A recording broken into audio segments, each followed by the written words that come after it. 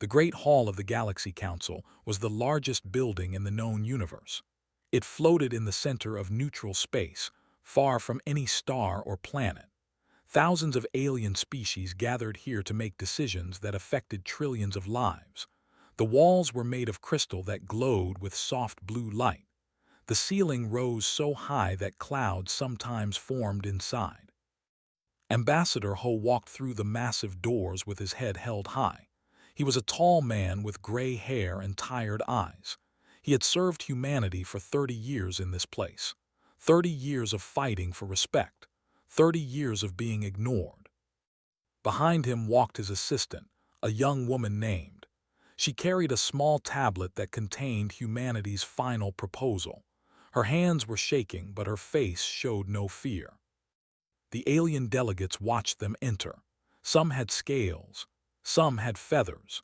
Some had no solid form at all.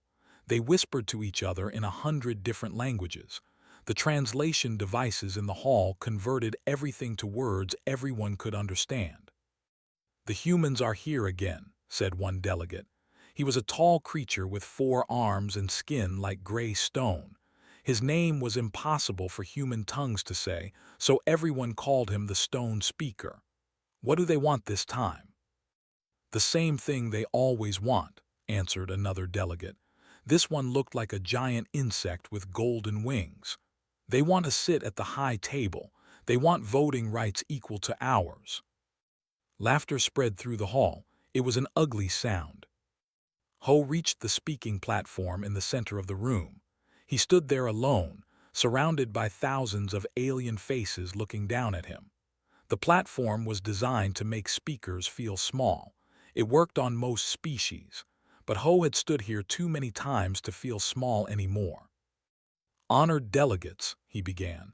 His voice was calm and clear. "I come before you today with a simple request. Humanity has been a member of this council for 200 years. In that time, we have given much and asked for little."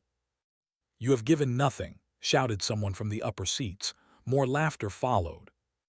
Ho waited for the noise to stop. Then he continued. "We have shared our medical knowledge. Human doctors have cured diseases on 40 different worlds. We have shared our engineering skills.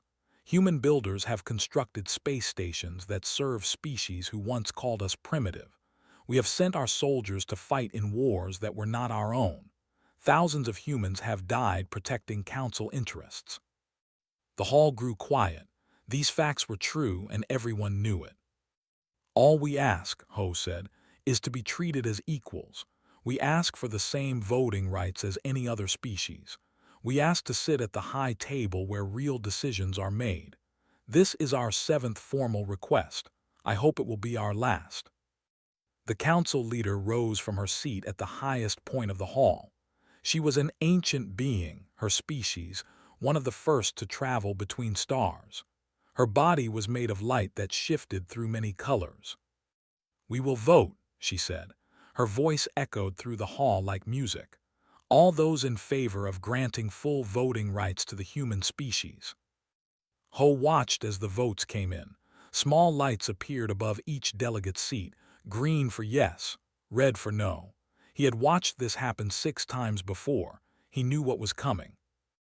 The red lights spread across the hall like a disease. Row after row, section after section. Only a few green lights appeared here and there, species that humans had helped, species that remembered kindness. "The vote is complete," the council leader announced. "By a count of 4,207 to 312, the request is." The stone speaker stood up. "Perhaps the humans should learn their place. They are young. They are weak. The galaxy was old before their son was born. They should be grateful we allow them here at all." More laughter, louder this time. Ho felt something change inside him. It was like a door closing, a door that had been open for 200 years. He looked at. She gave him a small nod. "I understand," Ho said. His voice was different now, colder. "You have made your feelings clear." He reached into his coat and pulled out a small metal badge. It was the symbol of humanity's membership in the council. Every human ambassador had worn one for 2 centuries. On behalf of Earth and all human territories, Ho said, I hereby announce our immediate withdrawal from the Galaxy Council. The laughter stopped. Silence fell over the great hall. What did you say? The council leader asked. Humanity is leaving, Ho repeated. We no longer wish to be members of this council. We no longer wish to serve species who see us as nothing more than useful tools. He dropped the badge on the platform. The small sound it made echoed in the silent hall. You cannot do this, the stone speaker said. His voice was less confident now. You have obligations, contracts, agreements, all of which are now void, Ho replied. Our legal team has confirmed this. When a species is equal rights for 7 consecutive votes, they have the legal right to withdraw completely. It is an old law, made by species who are now extinct, but it is still valid. Whispers spread through the hall. Delegates looked at each other with confusion. This had never happened before. You are making a mistake, the council leader said. The galaxy is dangerous. Humanity cannot survive alone. Ho smiled. It was not a friendly smile. We survived alone for thousands of years before we met you. We built cities and nations. We crossed our own oceans and reached our own moon. We split the atom and mapped our own genes, all before we knew you existed. He turned his back on the council. It was the greatest insult possible in galactic politics. Humanity does not need this council, he said as he walked toward the door. But I think you will soon learn that this council needs humanity. Fell into step beside him. Together, they walked out of the great hall. Behind them, chaos began to spread. Delegates shouted questions. The council leader called for order. Nobody listened. Outside, Ho stopped and took a deep breath. The station's air was clean and artificial. It had no smell, no taste. He had breathed this air for 30 years. He would not miss it. Are you okay? Asked quietly. I am better than I have been in a long time, he answered. Contact Admiral. Tell her to begin the withdrawal. Every human, every ship, every piece of equipment. We are going home. Made the call. Within the hour, the largest withdrawal in galactic history had begun. The council thought they were watching humanity give up. They did not understand. They were watching humanity wake up. And when humanity was fully awake, the galaxy would never be the same. Admiral stood on the bridge of the Eternal Dawn, the largest ship in the human fleet. Through the wide windows, she could see 1,000 other ships forming up around her. Warships and cargo vessels, medical frigates and engineering cruisers. Every human ship in this sector of space was gathering. Her communication officer, a young man named Jin, looked up from his console. Admiral, we have received confirmation from all human outposts. The withdrawal is proceeding on schedule. Good, said. Her voice was soft but carried authority. She was not tall, but everyone on her ship treated her with deep respect. She had earned it through years of service. What about our people on alien worlds? Transport ships have been dispatched. Every human civilian will be collected within the next 72 hours. Nodded, she walked to the window and looked out at the stars. Somewhere out there, on hundreds of different planets, humans were packing their belongings, saying goodbye to alien friends, leaving homes they had built over decades. It hurt to think about, but it was necessary. Her tablet buzzed. She looked at it and saw a message from Ambassador Ho. It was simple. The council is calling emergency meetings. They do not understand what is happening. They think we are bluffing. Proceed as planned. Smiled. They were not bluffing. The council had made a terrible mistake, and they were about to learn just how terrible. Far across the galaxy, on a planet called Nexus Prime, a human engineer named was shutting down a power station. This station provided energy to 3 nearby cities. Millions of aliens depended on it for light, heat, and clean water. An alien administrator rushed into the control room. He had blue skin and 3 eyes that were all filled with panic. "What are you doing?" he demanded. "You cannot shut down the station." "I can and I am," replied calmly. He pressed another button. Another section of the grid went dark. "This station was built by humans. It is maintained by humans. It belongs to humanity, and humanity is leaving. But our people will suffer. The cities will go dark." Stop what he was doing. He turned to face the administrator. "I have worked on this planet for 15 years. In all that time, not once has any official thanked me or my team. Not once has anyone treated us as equals. We have been called servants, workers, sometimes worse things." The administrator opened his mouth to speak, but continued. "When we asked for better housing, you laughed. When we asked for our children to attend your schools, you refused. When one of my engineers was attacked in the street, your police did nothing, turned back to his console. Now you ask me to care about your cities going dark." He pressed the final button. The power station went silent. "Figure it out yourself," said as he walked past the stunned administrator. "We humans are very good at figuring things out. Maybe your species can learn to do the same." On another world, a human doctor named Myra was packing medical supplies into crates. Her hospital had treated millions of alien patients over the years. She had personally saved thousands of lives. A group of alien doctors stood watching her. Their faces showed confusion and fear. "Dr. Myra," one of them said, "you cannot take the medicine. Our patients need it." "This medicine was developed by human scientists," Myra explained. "It was manufactured in human laboratories. It was paid for by human governments. It does not belong to you. But we do not know how to make it ourselves." Myra paused. She felt a small pain in her heart. She had devoted her life to healing. It went against everything she believed to leave patients without care. But then she remembered. She remembered how the Alien Medical Board had refused to give her a license for 5 years, even though she had already saved hundreds of lives. She remembered how her human nurses were paid half of what alien nurses earned. She remembered how, when she developed a cure for a disease that was killing millions, the council had given the credit to an alien scientist who had done nothing but watch. "You should have learned when we offered to teach you," she said. "We offered many times. You always said you did not need human knowledge." She sealed the last crate and called for a transport. "Good luck," she said as she left. She meant it, but she did not look back.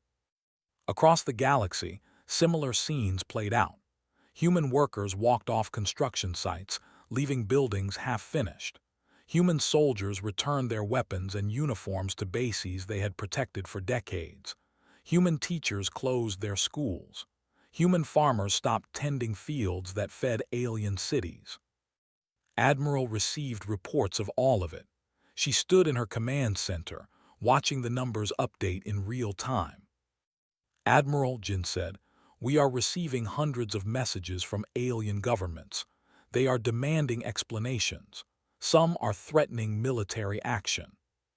"Let them threaten," replied. "Our withdrawal is legal and peaceful. If they attack, they will be the aggressors. The entire galaxy will see their true nature." Some of them are also offering deals.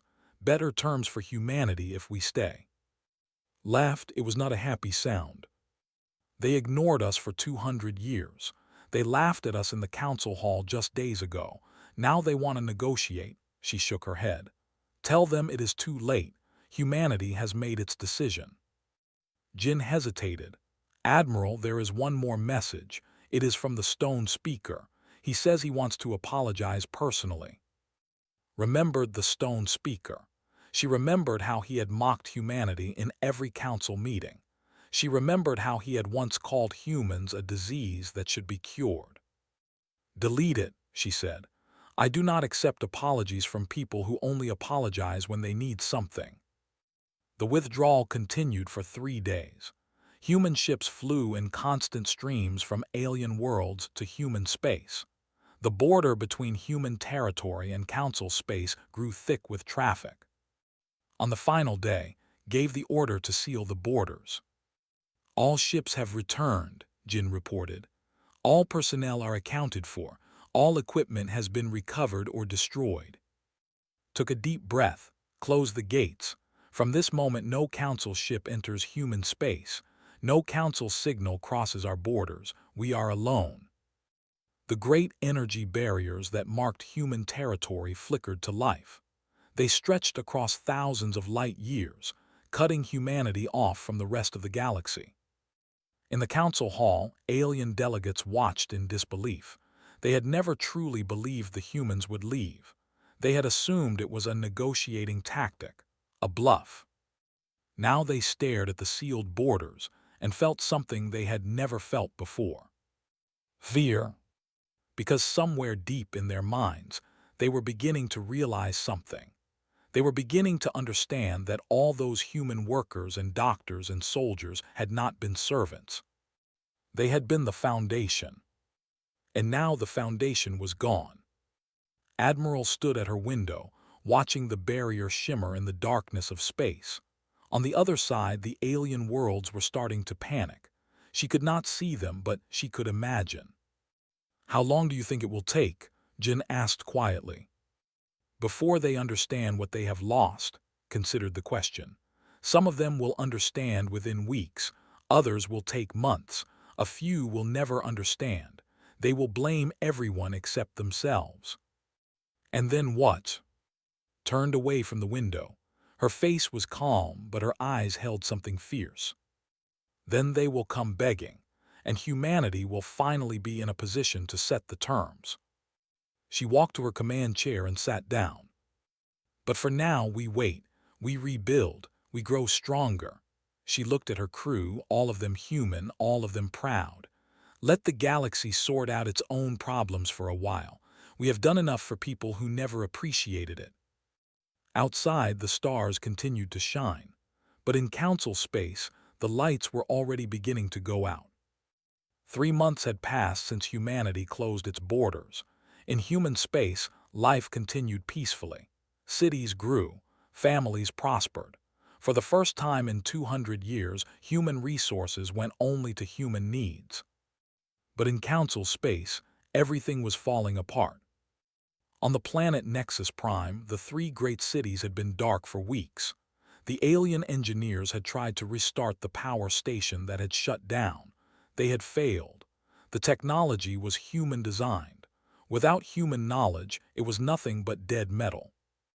Millions of aliens sat in cold, dark homes. Food spoiled without refrigeration. Hospitals could not function without power. The sick and the old began to die. The administrator who had confronted now sat in an emergency meeting with other officials.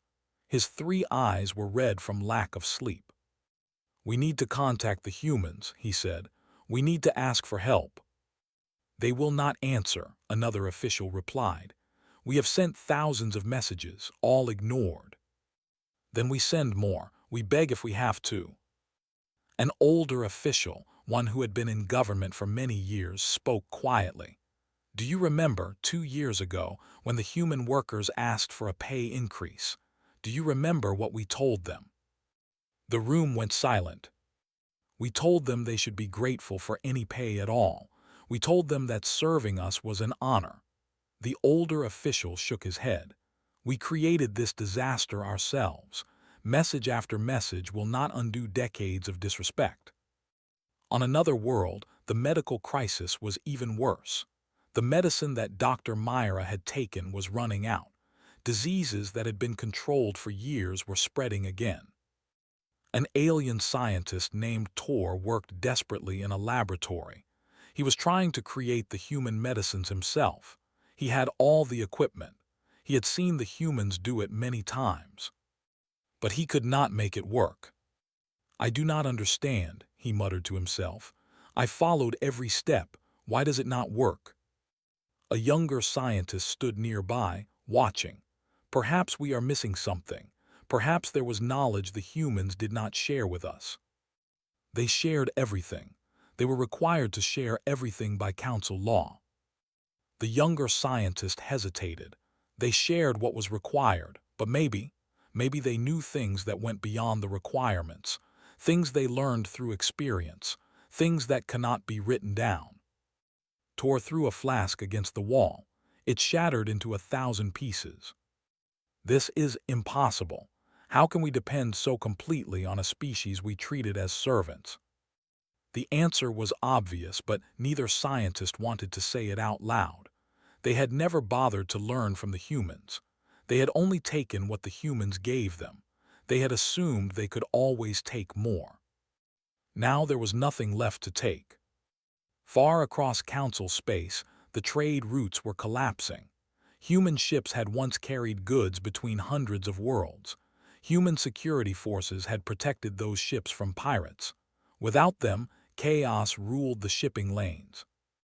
A merchant captain named Vox stood on the bridge of his damaged ship. Pirates had attacked him 3 times in the past month. His crew was exhausted. His cargo was mostly stolen. "We cannot continue like this," his first officer said. "The humans used to patrol this route. They kept us safe." "The humans are gone," Vox replied bitterly. "We must protect ourselves now. But we do not know how. Our species has never needed warships.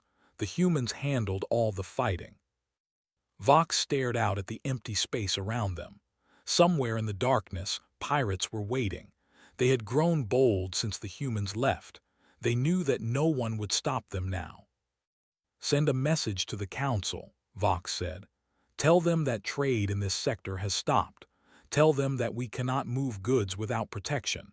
Tell them that people will starve if this continues." The message was sent. It joined thousands of other desperate messages flooding the Council communication channels. In the Great Hall of the Galaxy Council, the situation was becoming impossible to ignore. The Council leader stood before the assembled delegates. Her light was dim with worry. "The reports are clear," she said. "Infrastructure is failing across 40% of Council space. Medical shortages have been reported on over 200 worlds. Trade has decreased by 60%. Crime has increased by 300%. The stone speaker rose from his seat. He looked older than he had 3 months ago. The gray of his skin had turned pale. "This cannot be happening," he said. "The humans were nothing, a minor species. How can their absence cause so much damage?" A delegate from a small world stood up. Her species had always been friendly to humans. She had voted yes in every vote for human rights. "May I speak honestly?" she asked. The council leader nodded. "For 200 years, humans did the work that no one else wanted to do. They built our stations. They healed our sick. They protected our ships. They did these things because they hoped for acceptance. They hoped that one day we would see them as equals." She looked around the hall at the thousands of faces watching her. "Instead, we treated them like servants. We laughed at them. We them rights that we give to species far younger and far less useful. We told them they should be grateful for our attention." Her voice grew stronger. "Now they are gone, and we are learning the truth. We were never doing them a favor by letting them serve us. They were doing us a favor by agreeing to help." The hall erupted in angry shouts. Many delegates refused to accept what she was saying, but some sat quietly, thinking about her words. The stone speaker tried to restore order. "This is temporary. We will adapt. We will learn to do these things ourselves." "Will we?" the small delegate asked. "In how long? Months? Years? Decades? How many will die while we learn what the humans already knew?" No one had an answer. That night the council voted to send an official delegation to human space. They would apologize. They would offer better terms. They would beg if necessary. The delegation traveled for a week to reach the human border. Their ship approached the great energy barrier that separated human space from council space. They sent a message. "We are delegates of the Galaxy Council. We request permission to enter human space and speak with your leaders." The response came quickly. It was a single word: no. They tried again. They explained the crisis. They described the suffering. They promised anything. The response was the same, no. For 3 days, the delegation sat at the border. They sent message after message. They received no response at all. Finally, a human voice came through their communication system. It was a recorded message. The human government has reviewed all requests from the Galaxy Council. We have decided not to engage in any negotiations at this time. Humanity has no interest in returning to an organization that treated us with contempt for 200 years. We wish you well in solving your problems. You will need to solve them without us. The delegation returned to Council space with nothing. The Council leader received their report in silence. When they finished, she stood at her window for a long time, looking out at the stars. "What do we do now?" an aide asked. "I do not know," she admitted. "For the first time in my very long life, I truly do not know." Outside, another city went dark as its human-built systems failed. In a hospital, another patient died from lack of medicine. On a trade route, another ship was attacked by pirates. The collapse was no longer beginning, it was happening. And somewhere in human space, safe behind their sealed borders, humanity watched and waited. They felt no joy at the suffering, but they felt no guilt either. The galaxy had made its choice. Now it was living with the results. And the worst was still to come. 1 year had passed since humanity left the Galaxy Council. The situation in Council space had gone from bad to terrible to almost hopeless. Commander stood on the human side of the border, watching through a viewing screen. On the other side, a crowd of alien refugees had gathered, thousands of them. They came from dozens of different species. They had traveled across dangerous space to reach the human border. They were begging to be let in. "Please," a voice called out through the communication channel. "Our world has fallen. There is no food, no medicine. Our children are dying. Please let us in." Felt his heart grow heavy. He had spent 15 years working among aliens. Some of them had been good to him. Some had been terrible, but none of them deserved to watch their children starve. He turned to his second in command, a woman named, "What are our orders?" "Same as yesterday," replied. "No council citizens may enter human space. No exceptions. Not even refugees." "Not even refugees." His face was sad but firm. "The government is worried. If we let some in, millions more will follow. We do not have the resources to save everyone." Looked back at the screen. A mother was holding up her child, showing the human guards how thin the child had become. The child was barely moving. "This is hard," said quietly. "Yes," agreed. "But remember what they did to us. Remember how they treated our people. Remember how they laughed when we asked for respect." He remembered everything. But somehow that did not make it easier to watch children suffer. Far from the border, the Galaxy Council was meeting in emergency session. The great hall that had once been full of confident delegates was now half empty. Many species had stopped sending representatives. Some had fallen into civil war. Some had simply collapsed. The council leader's light was very dim. She had not rested in months. "We have received reports from the outer sectors," she announced. "The situation is critical. 70% of human-built infrastructure has now failed. Medical supplies are nearly gone. Pirate attacks have increased to the point where normal trade is impossible." The stone speaker stood slowly. He had aged badly in the past year. His voice, once so strong and mocking, was weak. "I propose that we send another delegation to the humans, a larger one with more gifts, more promises." "They will refuse again," someone called out. "They have refused 12 times already." "Then we send a 13th time, and a 14th. We keep trying until they listen." A delegate from a species that had lost 2 of its 3 spoke up. "Perhaps the problem is not how many times we ask. Perhaps the problem is that we do not truly understand what we did wrong." Silence fell over the hall. "We did not simply deny the humans voting rights," she continued. We them dignity. We them respect. We treated them as less than us in every possible way. And now we expect them to forgive us because we are suffering. The stone speaker turned on her angrily. What would you have us do? Get on our knees and beg? Yes, she said simply. That is exactly what we should do, because that is what the humans had to do for 200 years. Every time they asked for fair treatment, every time they asked to be seen as equals, they had to beg, and we laughed at them. No one knew how to respond to that. In human space, Scientist was giving a presentation to the human government. She stood before President and a room full of advisors.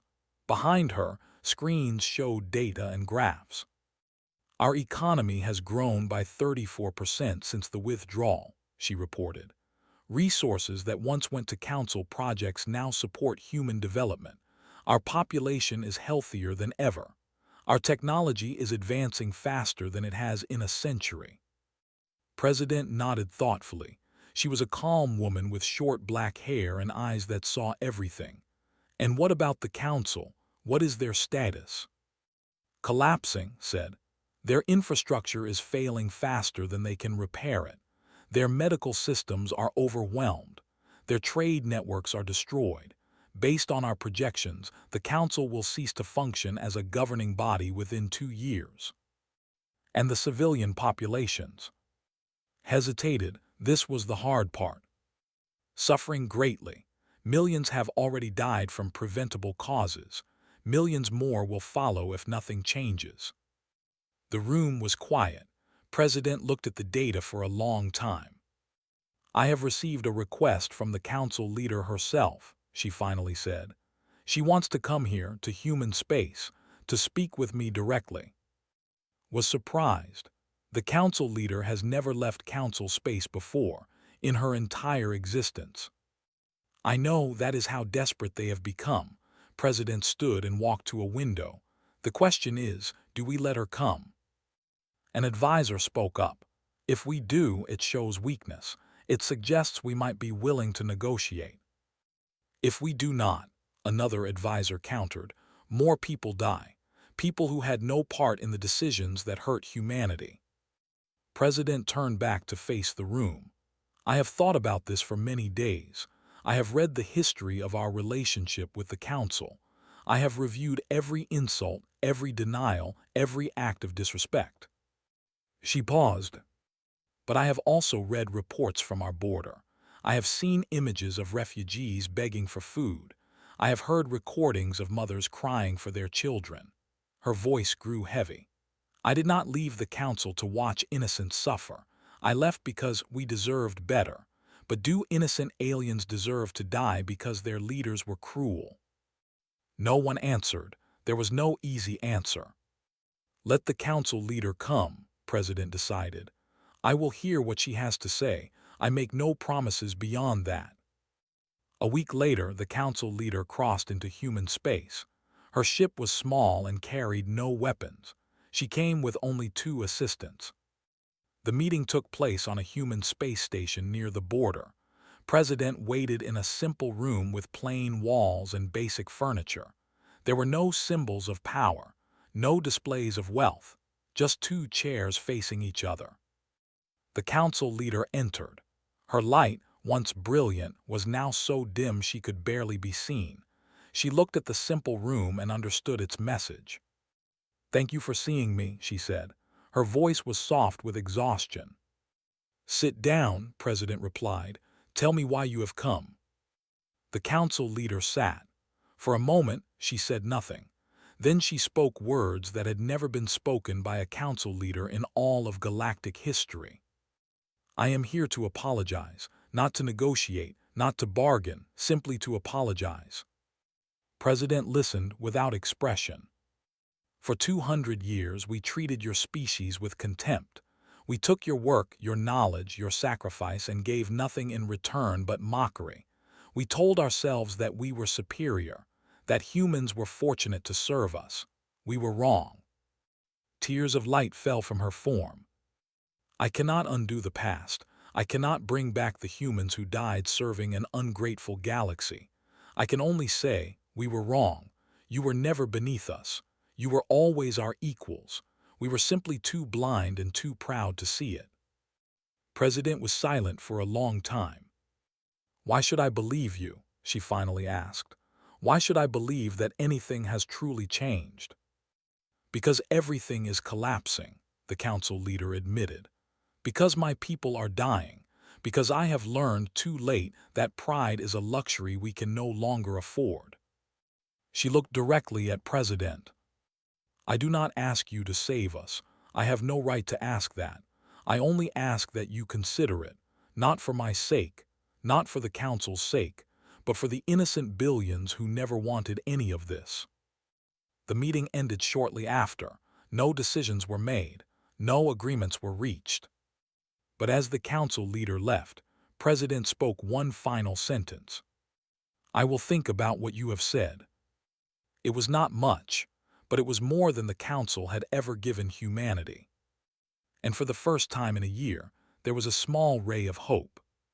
2 more years had passed. The Galaxy Council, as it had existed for thousands of years, was dead. The Great Hall still floated in neutral space, but its crystal walls were dark. No delegates gathered there anymore. There was no one left to gather. Of the thousands of species that had once mocked humanity, less than half remained functional. Wars had broken out between desperate worlds. Diseases had spread without human medicine to stop them. Entire civilizations had collapsed into chaos. But not all aliens had suffered equally. Some had remembered kindness. Some had voted yes when humanity asked for rights. Some had treated human workers with respect even when no one was watching. These species had been quietly contacted by human diplomats. They had been offered aid. Not free aid, but fair aid. Trade agreements based on mutual respect. Technology transfers in exchange for genuine partnership. Medical support in return for honest acknowledgement of past mistakes. Slowly, a new network had formed. Not a council of masters and servants, but an alliance of equals.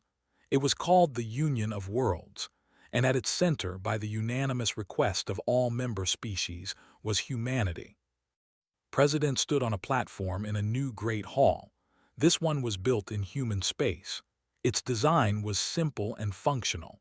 There were no high seats or low platforms. Every delegate sat at the same level. Every voice had the same weight. Before her sat representatives of 42 species.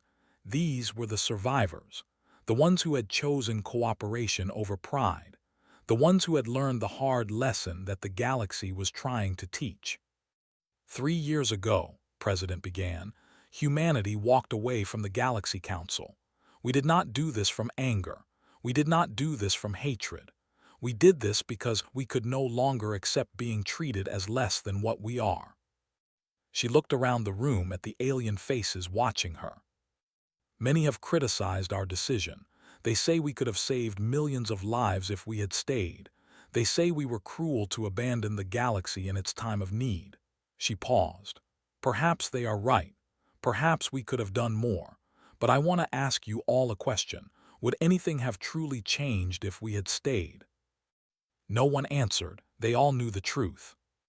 The old council did not respect humanity because they did not fear losing us. They took our work for granted. They assumed we would always be there to serve. They learned nothing from our requests for equality because they believed they did not need to learn. President's voice grew stronger. Our departure taught the galaxy something that 200 years of polite requests could not. It taught them that humanity has value. It taught them that our contributions were not gifts to be taken but partnerships to be earned. She gestured to the delegates around her. Every species in this room has earned humanity's partnership. You treated our people with dignity even when others did not. You voted for our rights even when you were mocked for it. You remembered that kindness and respect are not weaknesses but strengths. Admiral sat in the front row, wearing a simple uniform with no medals or decorations. Beside her sat Commander, who had returned to active duty as a liaison officer. Scientist was there too, now leading the Union's joint research program. And in a quiet corner, watching everything with tired but satisfied eyes, sat Ambassador Ho. He had retired from formal service, but President had personally asked him to attend. He was the one who had started all of this. He deserved to see how it ended. Today, President continued, we formally establish the Union of Worlds. This union is built on principles that the old council rejected: equality for all member species, fair distribution of responsibilities and benefits, mutual respect as the foundation of all relationships. She looked at each delegate in turn. Humanity will lead this union, but only because you have asked us to lead. The moment you decide that another species should take our place, we will step aside willingly. We do not seek power over others. We only seek the respect that every thinking being deserves. A delegate rose to speak. He was from a species that had suffered greatly during the collapse but had never blamed humanity for their problems. His world had been among the first to join the new alliance. On behalf of my people, he said, I want to thank humanity for what they have done, not just for the aid you provided during our darkest days, not just for the technology and medicine you shared, but for teaching us a lesson we should have learned long ago. He turned to face the other delegates. We were raised to believe that older species were always superior, that younger species should be grateful for any attention we gave them. Humanity proved us wrong. They showed us that age means nothing, power means nothing. What matters is character. What matters is how you treat others when you do not have to treat them well. He bowed deeply toward President. Humanity did not have to help us. After everything we did to them, they would have been justified in watching us destroy ourselves. Instead, they chose to rebuild, to forgive, to create something new and better from the ashes of our failure. More delegates spoke. Some apologized for past mistakes. Some thanked humanity for current help. Some simply expressed hope for the future. Through it all, President listened patiently. When everyone had spoken, she raised her hand for silence. I accept your words with gratitude, but I want to be clear about something. Humanity did not do this alone. We could not have built this union without partners who shared our vision. Every species here played a role in creating what we have today. She smiled, the first real smile she had shown all day. The old galaxy is gone. It died from its own arrogance. But from its death, something new has been born, something better. A galaxy where respect is given freely, where partnership is valued over domination, where every species, young or old, strong or weak, has the chance to contribute and be appreciated. She raised her voice for the final words. This is the galaxy humanity always wanted. This is the galaxy we fought for. And this is the galaxy we will protect together for as long as we exist. The hall erupted in cheers. Delegates who had once been enemies embraced each other. Species who had never worked together talked excitedly about future projects. Later that night, after the ceremony had ended and the delegates had returned to their ships, President found Ambassador Ho standing alone on an observation deck. He was looking out at the stars with a peaceful expression. You should be celebrating with the others, she said. Ho shook his head slowly. I am celebrating in my own way. Do you think we did the right thing, walking away all those years ago? The old ambassador was quiet for a moment. Then he spoke. I have thought about that question every day since we left. I have wondered if there was another way, a path that would have led to the same result without so much suffering. He turned to face her. But I always come back to the same conclusion. Change requires pain. The galaxy would never have changed if we had simply asked more politely. They needed to lose us. They needed to understand what our absence meant. Only then could they truly appreciate our presence. President nodded. The suffering was terrible. Millions died. Yes, and that weight will always be with us. But millions more will live because of what we built from that suffering. Generations of beings across dozens of species will grow up in a galaxy where respect is the norm, not the exception. He looked back at the stars. Humanity walked away from the Galaxy Council and left chaos behind. But from that chaos, order emerged. Not the old order, where power meant everything and kindness meant nothing. A new order, built on the foundation of what humanity has always believed. "And what is that?" President asked. Ho smiled. It was the same smile he had worn decades ago, when he was a young diplomat full of hope and idealism. Somehow, despite everything, that idealism had survived. That every being has worth, that every voice deserves to be heard, that the measure of a civilization is not how it treats its powerful, but how it treats its weak. He placed a hand on President's shoulder. Humanity taught the galaxy that lesson, and the galaxy finally was ready to learn. They stood together in silence, watching the stars shine on a new era. The chaos was over. The collapse was finished. The old ways were dead. And in their place, something beautiful had begun. The galaxy would never forget the day humans walked away. But more importantly, the galaxy would never forget why they came back. Because some lessons can only be learned the hard way. And some teachers have to leave before their students truly understand what they were being taught. Humanity had been that teacher, and at last the galaxy had learned.